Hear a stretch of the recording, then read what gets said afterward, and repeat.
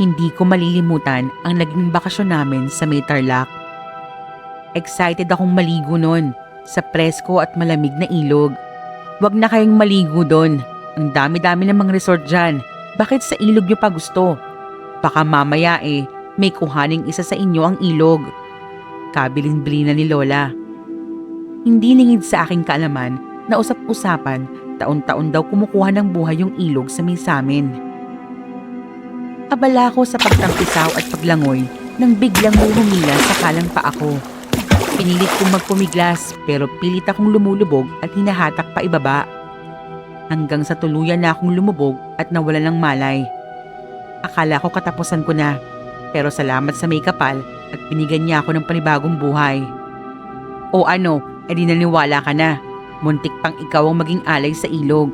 Wika ni Lola.